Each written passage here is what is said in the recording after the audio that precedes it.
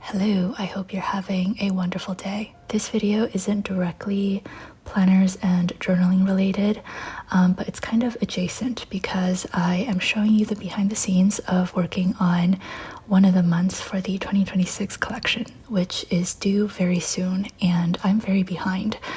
And I'm not gonna lie, I filmed this video because I obviously want to upload a video this week, and I thought might as well do two things at the same time.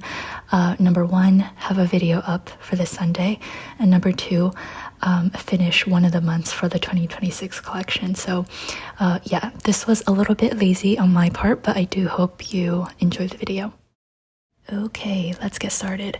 So many of you might already know that for 2026, I decided to do all of the artwork traditionally, which just means that I am doing pen on paper, or like pencil on paper. This is instead of my usual process of drawing digitally.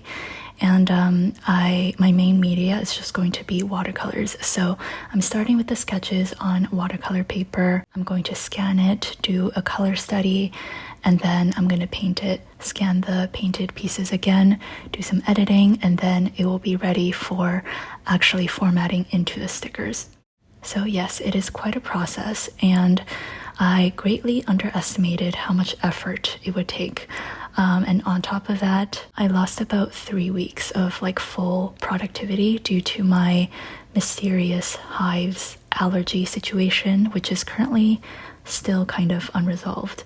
And also due to the added tariff issue, I would say collectively I lost about a week of working on this collection, just like figuring out the most efficient way to ship things. So yes, I definitely could have planned my time better, but at the same time, I also did run into a string of bad luck, and that is why I am rushing just a little bit. Anyways, I'm gonna stop complaining.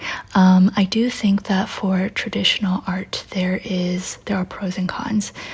For me, I do find it to be a lot more comfortable to draw directly on paper, and I find that I am a lot more creative and I can come up with ideas very quickly. However, there's also the big downside, which is the lack of the Ctrl-Z function, which is basically the keyboard shortcut to undo your previous action. Instead, you have to use an eraser, and in the case of watercolor painting, there's only so much you can do. You can't really erase watercolors, you know? So for example, when I work digitally, maybe I have an emoji with a cup of coffee, and I color the cup pink. But then I realized later on that it doesn't really go well with the overall theme, so I can just quickly change it to blue. However, with traditional artwork, you can't really do that. Obviously, when I do scan it into the computer, I can simply just like adjust the hue and the saturation and all of that. But for this, I really wanted to avoid editing digitally as much as possible. So yeah, thinking about it, for all of the illustrations, really the only digital editing that I did was getting rid of the white background of the paper, also erasing like the little dust particles that show up in the scans, which you will see later. And I think that's it. Oh, I also did like adjust some spacing issues, but otherwise I didn't like adjust the colors or anything, or if I did, it was very minimal. And yeah, you can see me using the eraser like a maniac, just like drawing the same lines over and over again. I did cut out some of the ridiculous erasing and redrawing just because I was getting annoyed at myself while editing these clips, but you can kind of get a gist for, I suppose, for how many times I redo the same lines over and over again.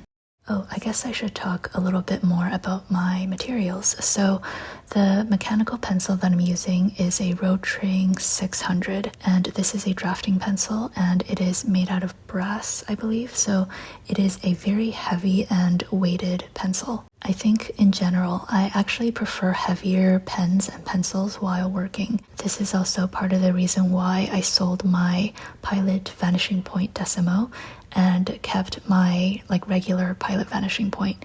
I don't know, I prefer heavier pens and pencils. I would say the only downside to this pencil is that the tip is very fragile. So like the metal portion, this is actually the second time I had to replace the tip of the pencil because if you drop it, similar to fountain pen nibs actually, it just bends and it becomes unusable. They do sell a retractable version, which is the Rotring 800, I believe, and that one is significantly more expensive. So I actually just ordered the Rotring Rapid Pro, which I don't know too much about it, but I believe it is also somewhat retractable. But it's not made out of brass. We will see how that goes because I am terrified of bringing this pencil out of the house. And as for the eraser, it is just a mono eraser, super inexpensive. Now, if you were to work professionally as an artist, I would recommend getting like a kneaded eraser and also one of those eraser holder thingies. I will insert a picture of what I mean. Those will provide a lot more precision when erasing, and the kneaded eraser, it's kind of like putty. It doesn't produce eraser shavings, which is really convenient, especially if you're on the go or if you don't want to have to like constantly brush the eraser shavings. Why don't I have those things? I don't know. I think in general, I think I work best if I have very basic materials and I don't have to think about what specialty material I would need for a specific purpose, if that makes any sense. Oh, and I think we already passed this part, but earlier you might have seen me pull out my phone and reference some photos. Those are my own designs, so I'm not plagiarizing another artist. I am basically copying myself. If you kind of keep up with my content and my shop, you might recognize this to be the Q1 work in progress theme for my subscription, and I'm doing this traditional version of it, so that is why I was referencing my own work. In general, I try really hard to do the initial brainstorming and sketches just based on my own memory, and then if I really need help, then I will Google reference photos, like for example the buttons for composing an email, or like what a mouse cursor looks like. Another kind of inconvenience of working traditionally is that you can't really deform and manipulate your line work. So for example, with the trophy that I drew, it took me a long time to draw that trophy because it has to be symmetrical, and if I were to draw this digitally, I could just like draw half of it and then copy, paste, flip it, and it turns out perfectly, and I save so much time. But traditionally, I can't really do that. Although I already kind of touched on this earlier, but you can like scan it and then flip the sketch over. However, I'm trying to avoid digitally manipulating these artworks as much as possible, and also I feel like some of the imperfect wonky look adds to the charm of these drawings. So yeah, it's kind of like finding a balance between having things look good and correct to the eye, but also keeping just the right amount of imperfectness so that there is a little bit of charm to it. And you know what? Earlier I was having trouble thinking of the reasons why I like erase the same lines and draw it over and over again, and I think this is it. Like, I want the lines to look good but not absolutely perfect, but also not too wonky, and there is a very thin line, no pun intended, between like looking a little off and looking good. I think I did a bunch of the sketching off camera because we kind of just jumped to this almost finished piece. But anyways, after sketching, I am going to scan it with my Canon scanner. I bought this scanner just for the 2026 collection. I don't know much about scanning and like photo quality, so I can't say whether this is like better than a typical printer, like the typical scanner that comes with a printer. I just don't have a printer at home, so I wanted to get like a portable scanner. It's been working really well for me, but I also can't say that it is an amazing scanner because I just don't know much about it. After scanning in the sketch, I am going to clean it up a little bit, basically remove the white background of the watercolor paper, and also like remove all of the random specks that you might be able to see. It's very tiny and it kind of just looks like I'm doing nothing, but if you look really closely, you'll be able to see like really tiny specks everywhere, and we obviously don't want that in the final product. Another reason why I'm cleaning up these sketches is because I plan on also doing stickers of just the black and white sketches. So we're gonna have the typical colored large doodle stickers and also a black and white version. I think that'll be really fun for like bullet journals and also just like people who are more into minimal planning but want a little bit of cuteness. Anyways, what I'm doing now is basically what I call a color study. I am just like mapping out where all of the colors are gonna go, and I will be honest, I have skipped this step many times before, just because it takes, you know, obviously time that I don't have a lot of. However, I do often regret it if I don't spend extra time to do this, because things don't end up looking cohesive. And again, with watercolors, I can't just like easily swap the colors if it doesn't look right.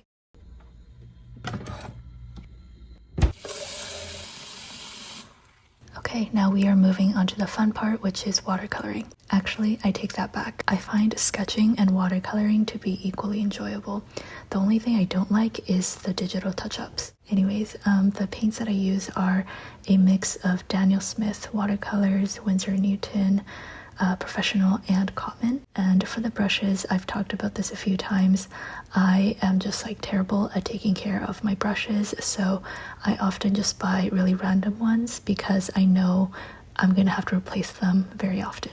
Typically, I just use 2 or 3 sizes, like a rounded 4, 2, and maybe a 1. And as you can see, I have a separate piece of paper for all of my color swatches. This serves 2 purposes. One is just as a reference for me, like if I need to remix a color, I can kind of hold it against the swatch.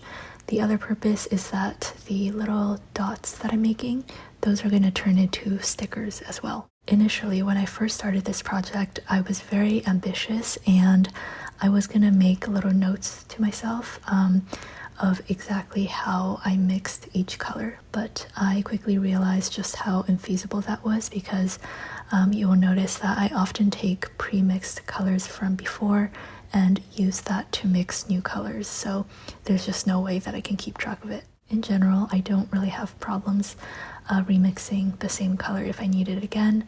It might be a little bit different, but not super noticeable.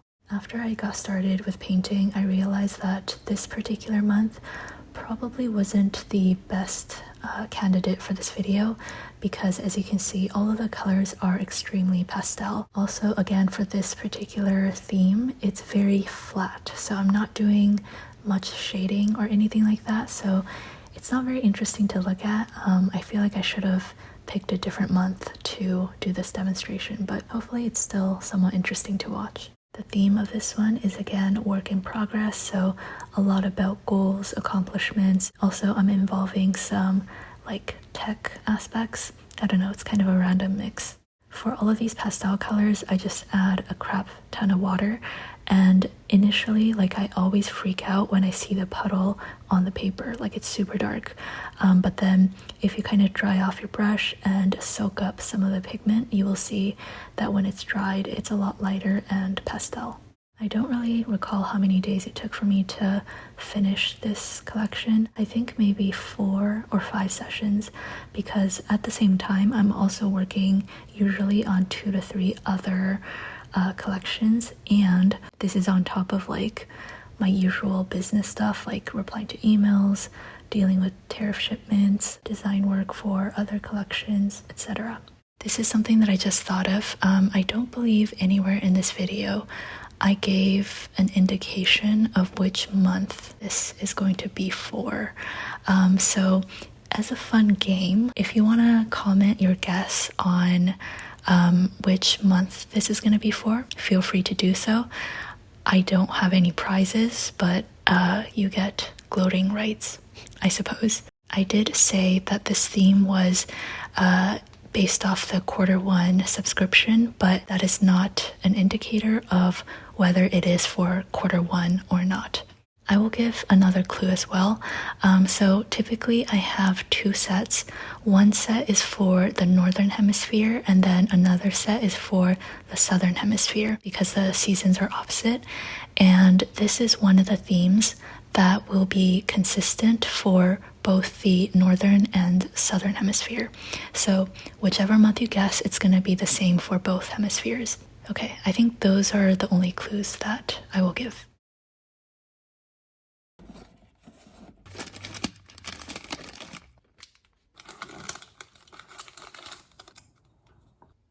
Okay, hi everyone. It is currently Friday at 7:30 in the morning. I did work more on the paintings after filming the other day, and I'm mostly finished. However, I did, oops, there's a piece of hair. I did realize that I forgot to do the patterns, so that is what I'm gonna do now, and then gonna scan it into the computer, do some touch-ups digitally, adjust any colors, adjust spacing, then it will be ready to be used. I'm not doing any of the formatting right now. I'm just working on purely the clip art, so I probably won't show much of the formatting. I guess I will quickly talk about what to expect for the next 2 months. So this month, September, I will be sharing the free digital calendar files in our Facebook group and also in our email newsletter. I do this every year, and I think it started maybe in 2018 or 2019. So yes, again, by the end of this month, I will be sharing the digital files, which also kind of acts as a preview for all of the themes. And then early/mid-October, that is when I'm going to preview the actual stickers. And finally, we will do the sticker release at the end of October. I will also be doing all of the fun extra things, like for example, the color suggestions chart, kind of a tongue twister, but basically I will provide the Tombow marker numbers to match the color palettes for each month. I will also be doing the planner size quiz, so you can take this quiz, input whatever planner you are planning to use for next year, and it'll give you the best suggestions. And I know, ideally, the earlier the release, the better, but I guess I will just take this opportunity to ask for a little bit more grace this year. As I mentioned earlier, I lost about 3 weeks due to my unresolved allergy situation and also the whole tariff thing. And you probably also saw in the middle of the video, I am still using a mini fridge because my main fridge is still broken.